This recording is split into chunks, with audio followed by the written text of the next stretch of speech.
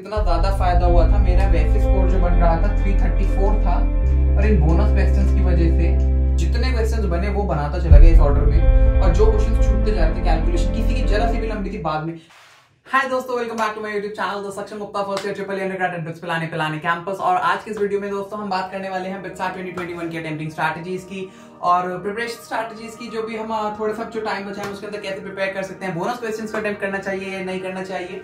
तो मैं देखो दोस्तों, मेरे खुद के 355 स्कोर आया था, तो अगर आप भी चाहते हो कि यार आपका भी एक काफी अच्छा स्कोर आ सके, तो आई थिंक कि मेरे पास कुछ ऐसी बातें हैं जो कि शायद अगर आप उनका ध्यान रखोगे तो आपका भी स्कोर बहुत ही ज्यादा मैक्सिमाइज हो पाएगा और आपको भी आपकी बिट्स के मनपसंद कैंपस में मनपसंद ब्रांचेस मिल पाएंगी। देखो, वीडियो स्टार्ट करने से पहले एक बात मैं आपको बोलना चाहूंगा, प्लीज आप उसको स्किप मत करना, मैं इस बात को सुनना। मैं बस आपसे कहना चाहता हूँ दोस्तों कि एक मार्केट में एक चीज चलती है कि बिट्स पिलाने का पेपर जो है इजी है। ओके, इजी है, मान ली सारी बात इजी है, जेईई मेंस से लेवल इजी है, बट आप असली लॉजिक पकड़ो। असली लॉजिक ये है दोस्तों कि बिट्स पिलाने का बिट्सैट जो पेपर है वो इजी है in terms of level of question. आप उसको सोचते हो कि आप उसकी मतलब क्रैक करना आसान है। क्रैक करना कैसे आसान हो सकता है दोस्तों? अगर लेवल इजी हो जाता है किसी पेपर का तो वहां पर जो कट ऑफ है वो बहुत हाई होती है और ये आपको रेलेवेंट है। अगर आपको हैदराबाद या गोवा कैंपस में अगर आपको सीएस अपनी डिफेंड करनी है, इनफैक्ट इस बार आप गोवा में सीएस डिफेंड कर सकते हो 350 स्कोर पे, पहले तो नहीं कर सकते थे, तो आपको 350 एक जनरल सा स्कोर मान लो कि एक अच्छा स्कोर है, यहाँ चलो पिलाने में भी ट्रिपल मिल जाएगी वगैरह टाइप की चीजें, बट अगर आपको पिलाने में भी सीएस चाहिए तो वहां पे आपको 380 तक पहुंचना पड़ता है।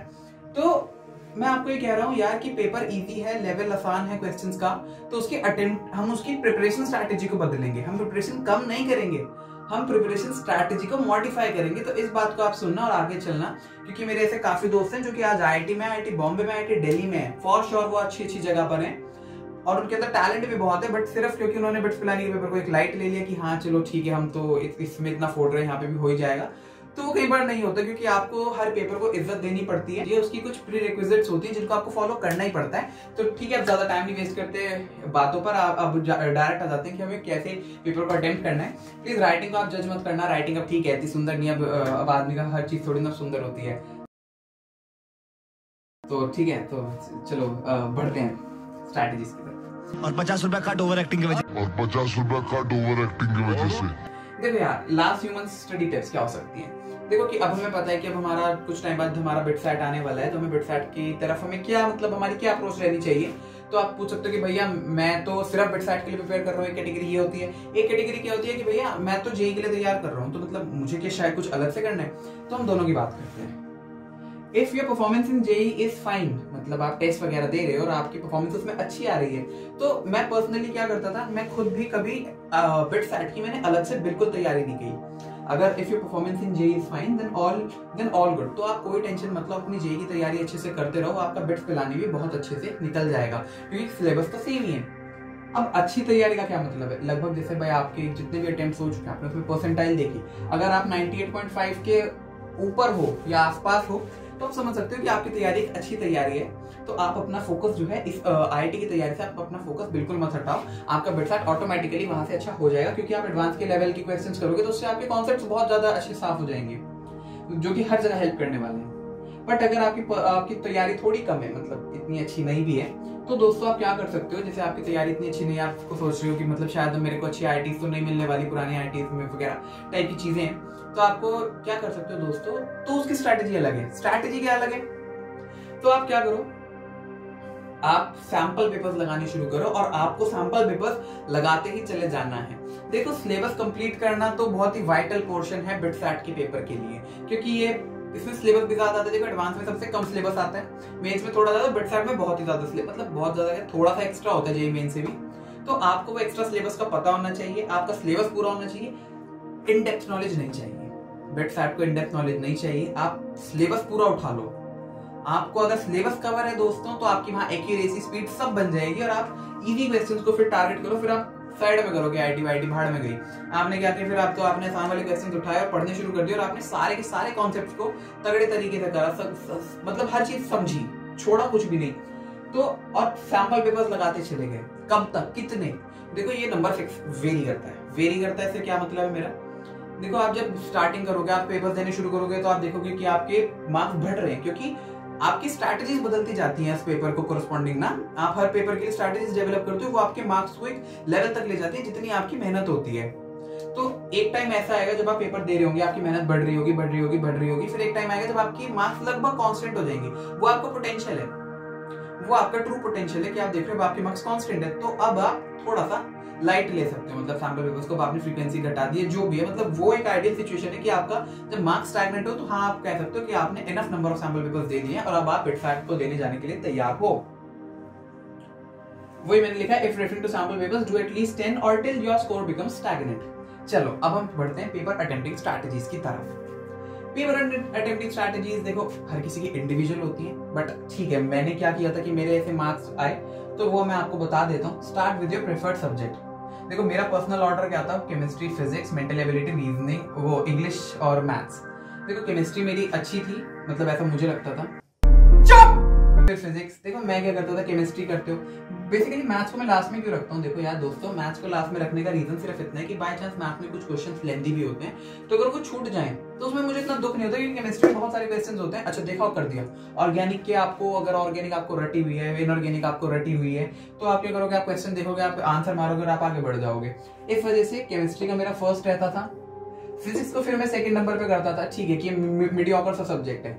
उसके बाद में चीजों को लाइट बनाने के लिए मेंटल एबिलिटी, फिर इंग्लिश, फिर उसके बाद मैथ्स पे जाता था, तो ऐसे मेरा कॉन्फिडेंस भी बना रहता था।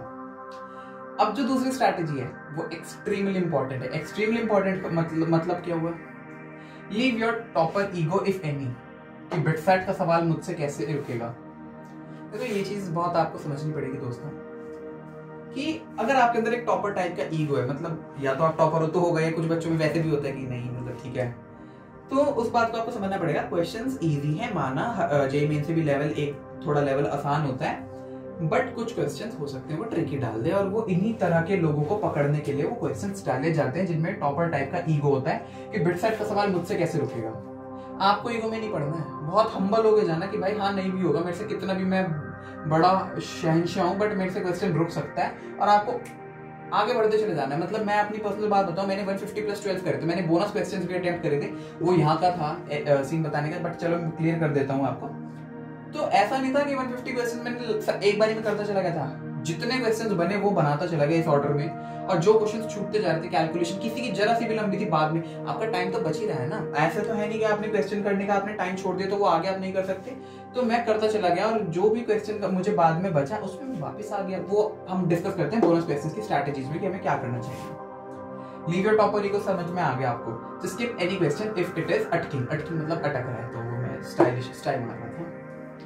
फिर बोनस क्वेश्चंस की बात करते हैं। अच्छा बोनस क्वेश्चंस का क्या सीन है, क्योंकि जैसे हमने यहाँ बात करी थी ना कि आपको बिटफैट की अलग से तैयारी करनी चाहिए या नहीं करनी चाहिए, ऐसे ही कुछ आपके बोनस क्वेश्चंस के लिए। क्या मतलब, बोनस क्वेश्चंस के लिए मतलब मेरा दोस्तों ये है कि अगर आपको मतलब आपको अपने पेपर के साथ कॉन्फिडेंट हो कि यार मैं लगभग अपने जो सैंपल पेपर्स थे मैं उसके अंदर 340 350 के आसपास मार रहा था, तो मतलब आपका प्रिपरेशन एक बहुत ही अच्छे लेवल पे है। तो आपको हो सकता है आप जब नोटिस करोगे, जब आपका पेपर हो जाएगा, तो आपका 13-14 सवाल हो सकते हैं कि आपके नहीं हुए हो या आपने अभी छोड़ दी हो क्योंकि कैलकुलेशन लेंथी थी। तो आप क्या कर सकते हो दोस्तों, अगर आप इस काइंड ऑफ कैटेगरी में हो, ये आपको पता होना चाहिए कि आपका पोटेंशियल क्या है। यहाँ पर भी आपको अपना टॉपर ईगो साइड में रखना पड़ेगा, क्योंकि वहां आपको कोई नहीं देख रहा, बट आपका रिजल्ट सब देखने वाले हैं। तो अगर आपको या तो ये दिख रहा है कि यार मैं कर सकता हूँ, तो एक बात आपको मैं बता दूं, बहुत ज्यादा जगह इंटरनेट पे वीडियोस में चलता रहता है कि जो बोनस क्वेश्चंस होते हैं वो टफ होते हैं, वो अलग लेवल के होते हैं, वो लेवल 2 होते हैं। ऐसा कुछ नहीं है। एग्जैक्टली टू बी ऑनेस्ट, मेरे पेपर में वो नॉर्मल पेपर से आसान क्वेश्चंस थे। मेरे पास 10 मिनट बचे थे, जब मेरे पास मैंने लगभग 12-13 क्वेश्चन छोड़े थे और मैंने सब पे जाके तुक्का मार दिया था। ये +3 -1 है। अगर मैंने इतना सारा पेपर अच्छा किया होगा तो कुछ तो मतलब अगर कुछ भी क्वेश्चंस मेरे सही हो गए, मेरे 4-5 3-4 भी सही हो गए 12 में से, तो मैं पॉजिटिव में पहुंच जाऊंगा। तो मैंने ऐसे ही किया था दोस्तों, और मैंने जो क्वेश्चंस खोले 12, उनमें से भी मेरे लगभग 8 से 9 क्वेश्चंस मेरे उसमें भी सही हो गए थे। तो आप सोच सकते हो मुझे कितना ज्यादा फायदा हुआ था। मेरा वैसे स्कोर जो बन रहा था 334 था, और इन बोनस क्वेश्चंस की वजह से मुझे 21 मार्क्स मिले, जिससे मेरा स्कोर 355 हो गया। तो ये बोनस क्वेश्चन बहुत ज्यादा इंपॉर्टेंट है, और ये सारे डिसीजन मैंने आपके लिए 10 मिनट में लिए थे। बहुत इजी क्वेश्चंस आए थे, कोई ऐसी वो नहीं होती, बट अगेन आपका उस लेवल का पेपर हुआ होना चाहिए। आपको पता होना चाहिए कि आपका ये स्कोर आने वाला है। अगर आपका स्कोर आने वाला है, आप जाओ, कोई प्रॉब्लम नहीं है यार। अगले जो 12 क्वेश्चन खुलेंगे उसमें भी तो आप सॉल्व करोगे ही, तो उसमें कोई प्रॉब्लम नहीं है, आप उनको अटेम्प्ट करो। गिवन कि आपके 10 मिनट भी बचे हैं, उससे कम बचे होंगे तो बस आप तुक्के ही मार पाओगे, आप 12 क्वेश्चन को अटेम्प्ट ही नहीं कर पाओगे, तो वो तो बिल्कुल बेकार बात होगी। तो बोनस क्वेश्चंस का दोस्तों ऐसे सीन रहता है। तो आई होप कि अगर आप इन सब छोटी छोटी बातों को ध्यान रखोगे और लाइफ में थोड़ा प्रैक्टिकल रहोगे, प्रिपरेशन में थोड़ा प्रैक्टिकल रहोगे, तो आपको कोई चीज की जरूरत नहीं पड़ेगी, आपको सब कुछ समझ आएगा कि हाँ यही लॉजिकल चीजें बनती हैं। वेल दोस्तों वीडियो तो खत्म हो गई, बट आपको मैं एक बात बता देता हूँ कि मैंने कुछ कॉलेजेस के कॉलेज रिव्यूज बनाए हैं, इंक्लूडिंग बिट्स गोवा भी मैंने बनाया। तो आई वुड लाइक कि आप उसको एक बार जाके देखो, काफी अच्छा है, मीम्स वगैरह ऐड किए हैं। और मेरे सेकंड चैनल पे जहाँ पे वीडियो एडिटिंग सिखाता हूँ, उस चैनल का नाम है लाइट्स कैमरा 2 मिनट, तो आप वहां पर भी जाकर देख सकते हो, वहां पे पेमेंट प्रो के बारे में सिखाता हूँ। Well this is for the video. तो आई होप आपको मेरी वीडियो पसंद आई, और अगर वीडियो पसंद आई तो दोस्तों चैनल को जरूर सब्सक्राइब करना। Bye bye.